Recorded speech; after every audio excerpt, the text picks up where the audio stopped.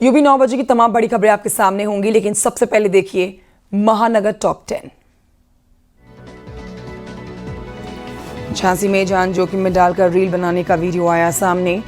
किले की दीवार पर चढ़कर युवक ने रील बनाई। जरा सी चूक और नीचे गिर सकता था ये शख्स। प्रयागराज में अतीक गैंग के खिलाफ एक और मुकदमा। अतीक के साड़ू के साथ 8 लोगों के खिलाफ मुकदमा दर्ज। ग्रेटर नोएडा के फर्जी अपहरण केस में पायलट के साथ 5 लोग हुए गिरफ्तार। जेवर एयरपोर्ट परियोजना में बाधा डालने की साजिश थी। लखनऊ में जाली नोट बेचने वाले गैंग का एक और सदस्य हुआ गिरफ्तार। एटीएस ने अनस को सीतापुर से गिरफ्तार किया। मेरठ में कांवड़ मार्ग का एडीजी ने निरीक्षण किया। जायजा लेते हुए सफाई और सुरक्षा व्यवस्था को लेकर दिशा निर्देश दिए। आगरा में ट्यूशन टीचर पर 14 साल की छात्रा से छेड़छाड़ और अश्लील बातें करने का आरोप। छात्रा के पिता ने दर्ज कराई शिकायत। सोशल मीडिया से ठगी करने वाले गैंग का हुआ पर्दाफाश। मास्टरमाइंड के साथ 3 आरोपी हुए गिरफ्तार। कानपुर में 25,000 का इनामी लुटेरा गिरफ्तार। लूट के 2 मोबाइल फोन इससे हुए बरामद। वाराणसी में प्रेमिका से शादी करने के लिए एक शख्स फर्जी टीटीई बन गया। स्टेशन पर फर्जी टिकट बनाने का आरोप। आगरा में न्यूज 18 की खबर का बड़ा असर। सांप के जोड़े को जलाकर मारने के मामले में 3 लोगों पर मामला दर्ज।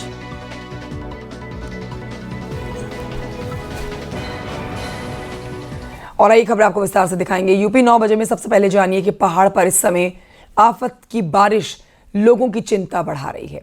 लैंडस्लाइड से आवाजाही बाधित हो रखी है।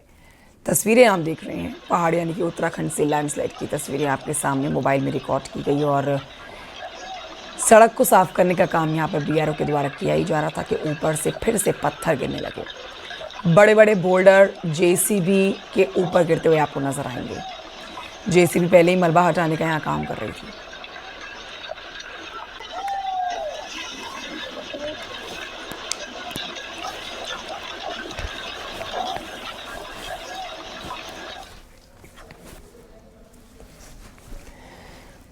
और अब आपको बताते हैं सीएम योगी आदित्यनाथ आज बड़ी बैठक करने जा रहे हैं। सुबह 10 बजे खनन विभाग की समीक्षा बैठक करेंगे सीएम योगी। 5 कालिदास मार्ग पर होगी समीक्षा बैठक। बड़ी खबर आपको दे रहे हैं। आज सुबह 10 बजे 5 कालिदास मार्ग पर सीएम योगी समीक्षा बैठक करेंगे।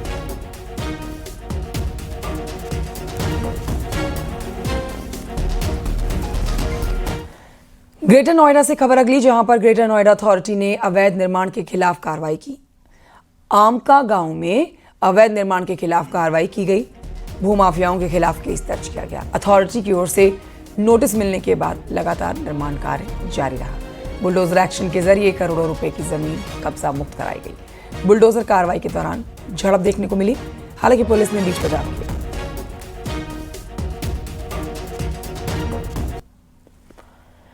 तस्वीरें आप देख रहे हैं, यहाँ पर अवैध निर्माण के खिलाफ बुलडोजर एक्शन चल रहा था। उसी दौरान 2 पक्ष आपस में भिड़ गए। एक पक्ष इस कार्रवाई के खिलाफ और एक पक्ष इस कार्रवाई के हक में। वहीं बीच में पुलिस को आना पड़ गया। ग्रेटर नोएडा पुलिस आई बीच में और मामले को शांत करवाया।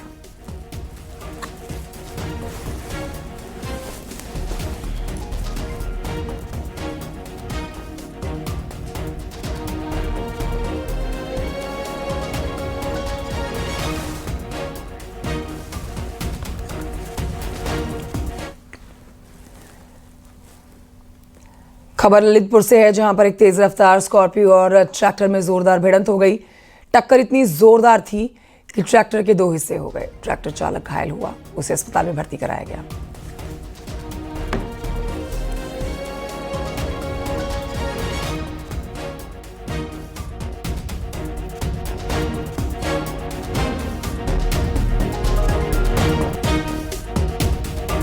तस्वीरें आप देख रहे हैं ललितपुर से। तस्वीरें टक्कर कितनी भीषण रही है कि इस बीच में क्षतिग्रस्त हो गए हैं दोनों वाहन। स्कॉर्पियो और ये ट्रैक्टर की जोरदार टक्कर। ट्रैक्टर 2 हिस्सों में बट गया, तो वहीं स्कॉर्पियो को भी काफी नुकसान हुआ है।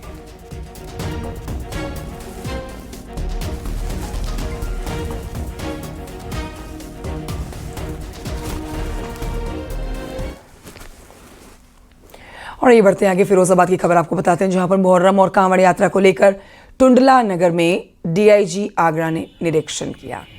पैदल गश्त करते हुए लोगों को शांति बनाए रखने की उनसे अपील की गई। डीआईजी ने सुभाष चौराहे से लेकर दीपा का चौराहा तक पैदल मार्च किया। इस मौके पर क्षेत्रवासियों से अपील करते हुए कहा गया कि मुस्लिम समाज के लिए शांति और सौहार्द के साथ मुहर्रम का त्यौहार मनाएं।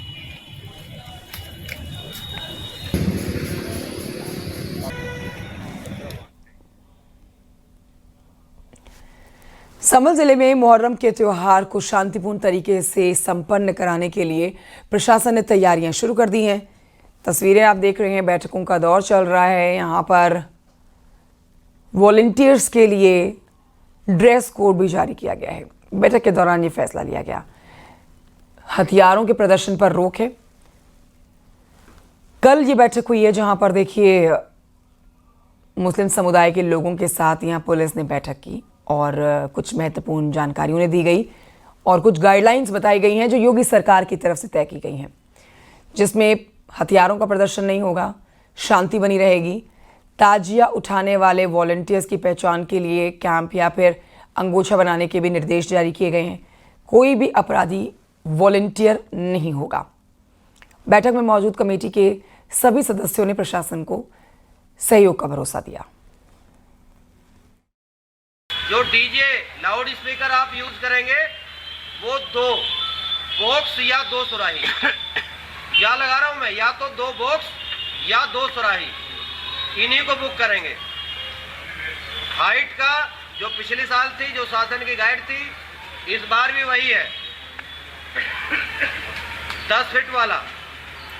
कहीं कोई तार, विद्युत लाइन को डिस्टर्ब नहीं किया जाएगा और शांतिपूर्वक सबको कार्यक्रम करना है। जिस प्रकार पिछले साल हमारे बढ़िया से कार्यक्रम हुए हैं, ऐसे ही इस बार सब लोग कार्यक्रम करेंगे। खबर मुजफ्फरनगर से है, जहां पर कांवड़ यात्रा से ठीक पहले स्वामी यशवीर जी महाराज के कांवड़ मार्ग पर चलाए जा रहे पहचान अभियान के दौरान उस वक्त हंगामा हो गया जब एक टीम नेशनल हाईवे 58 कांवड़ मार्ग पर ढाबे पर पहुंची। टीम ने जब ढाबे पर काम करने वाले कर्मचारियों से उनके आधार कार्ड मांगे तो कर्मचारियों ने उनके आधार कार्ड नहीं दिखाए।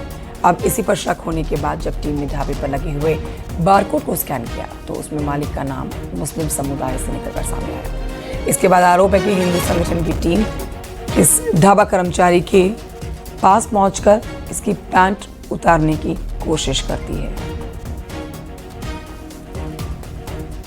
पुलिस ने मामले को शांत कराया।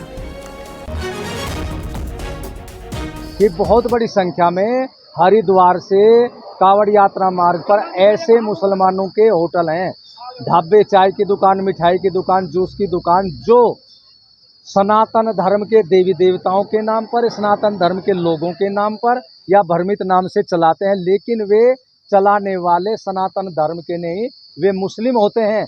और उसी का परिणाम ये पंडित ढाबा निकल करके आया। और इससे जब पूछा गया, इसने 5 बार अपने 5 नाम बदल दिए। पहले आधार कार्ड चेक करा, आधार कार्ड है नहीं होएगा। हाँ, और क्या नाम, मुझे नंगा करने को तो ये लोग बीमार चल रहा, देखो बीमार चल रहा। बाबूजी में बीमार चल रहा। अच्छा, टेक का दर्द होगा तभी। किसने करने की कोशिश की? मैंने ना, वो लौंडा काला लौंडा, वो अब नू देख रहे मुसलमान हो, क्या हो तू? मैं हिंदू, झूठ नहीं बोल रहा। होटल पे मैं यहाँ काम करूँ। कौन सा होटल है? एक बात और पता कीजिए। पंडित जी का। अगली खबर सोनभद्र से है, जहां पर अवैध मादक पदार्थ तस्करी के मामले में पुलिस ने चावल लोड ट्रक से भारी मात्रा में गांजे की खेप पकड़ी। 10 क्विंटल अवैध गांजे की खेप बरामद की गई। ट्रक ड्राइवर मौके से फरार।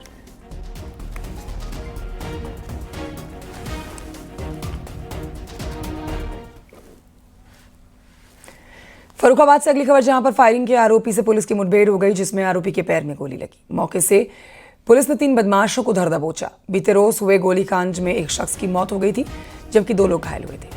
पुलिस ने दबिश दी और इन बदमाशों को पकड़ लिया।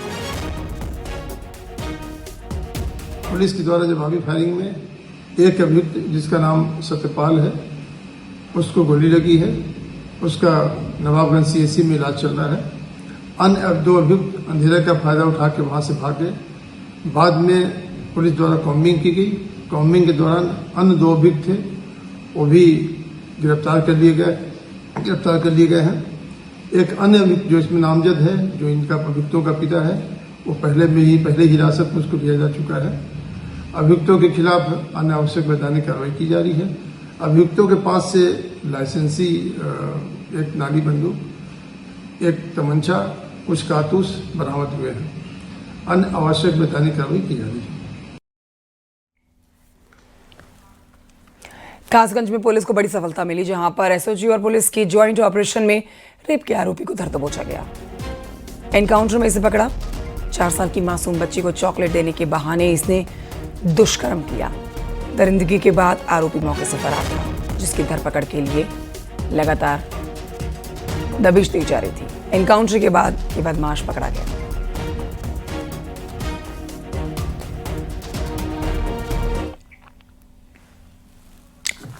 नोएडा से खबर, जहां पर थाना सेक्टर 20 पुलिस की चेकिंग के दौरान मोबाइल स्नैचर्स के बीच में मुठभेड़ हुई है। सेक्टर 18 मल्टी लेवल पार्किंग के पास मुठभेड़ की गई। बदमाशों ने खुद को घिरता देख पुलिस पर फायरिंग कर डाली। जवाबी कार्रवाई करते हुए पुलिस ने सलमान उर्फ रिहान, ये बदमाश, इसके पैर में गोली मारी। इसे पकड़ लिया। इसके पास से मोबाइल, तमंचा, कारतूस, मोटरसाइकिल बरामद कर ली गई है। 15 मुकदमे इसके ऊपर दर्ज थे। मुठभेड़ में बदमाश के पैर में गोली लगी।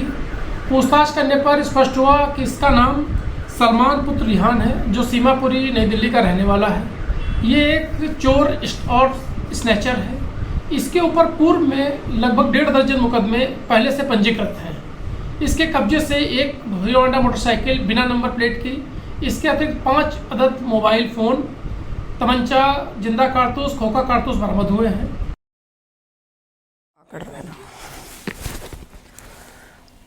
खबर हापुड़ से, जहां पर पुलिस कस्टडी में भागने की कोशिश करने वाले 25 हज़ार के 2 इनामी को तस्कर जो हैं वो पुलिस ने धर दबोचे हैं, जिनमें अनस नाम का बदमाश गोली लगने से घायल हुआ। इसका दूसरा साथी भी पकड़ लिया गया है। गुलाम नबी इसका नाम है। दोनों गिरफ्तार बदमाश गौकशी के उपकरण लेकर फरार हो रहे थे, जंगल की ओर भाग रहे थे। इन्हें एनकाउंटर के दौरान पकड़ा है। वांछित चल रहे 25 हज़ार के 2 इनामियों अनस तथा गुलाम को गिरफ्तार किया गया था।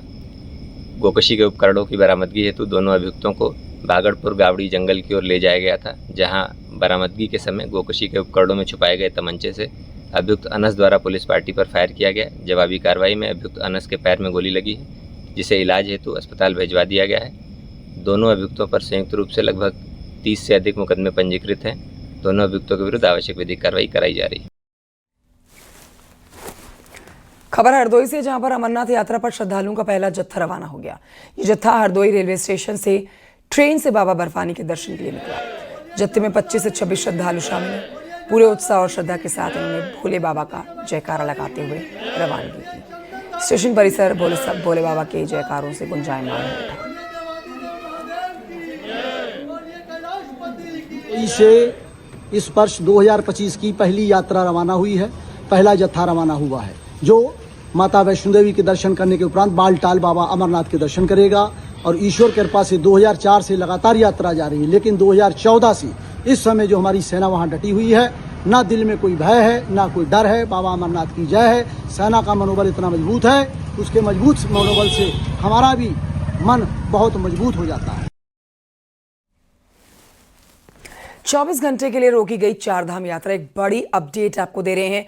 बारिश के अलर्ट की वजह से चारधाम यात्रा 24 घंटे के लिए रोक दी गई है। मौसम लगातार खराब होता हुआ पहाड़ का कई जिलों में तेज बारिश की चेतावनी जारी कर दी गई है। अब ये बड़ी जानकारी आपको दे रहे हैं। उत्तराखंड में भारी बारिश का अलर्ट है। 24 घंटे के लिए रोकी गई है चारधाम यात्रा। श्रद्धालुओं की सुरक्षा को देखते हुए यह फैसला लिया गया। दीपांकर और जानकारी देंगे। दीपांकर, क्या कुछ कहा गया है प्रदेश सरकार की तरफ से? 24 घंटे के लिए चारधाम यात्रा पर ब्रेक लगाया गया है। बिल्कुल, जिस तरीके का रेड अलर्ट खास तौर पे 7 जिलों के लिए जारी किया गया था और जैसे बारिश की तस्वीर हम जगह जगह से देख रहे हैं, उत्तरकाशी का चाहे रूट हो, यमुनोत्री रूट इस वक्त बंद है, केदार बद्रीनाथ का रूट इस वक्त बंद है और क्योंकि रेड अलर्ट है, भारी बारिश की चेतावनी दी गई है मौसम विभाग की तरफ से। इसको देखते हुए एहतियातन सरकार ने 24 घंटे के लिए यात्रा को होल्ड कर दिया, रोका है और जो यात्री जहां पर होंगे, चाहे ऋषिकेश में, हरिद्वार में, रुद्रप्रयाग में, जहां पर भी सुरक्षित स्थान है, उनको सभी को वहां पर सभी डीएम्स को कहा गया है कि यात्रियों को कहीं पर भी आगे न बढ़ने दिया जाए और सुरक्षित जगहों पर उन्हें रखा जाए जब तक कि मौसम ठीक नहीं हो जाता। तो गढ़वाल कमिश्नर विनय शंकर पांडे ने इस बात की पुष्टि की है कि यात्रा को होल्ड किया गया है 24 घंटे के लिए और कल 24 घंटे के बाद फैसला लिया जाएगा मौसम को देखते हुए कि आगे यात्रा कब शुरू होगी। शुक्रिया आपका जानकारी के लिए।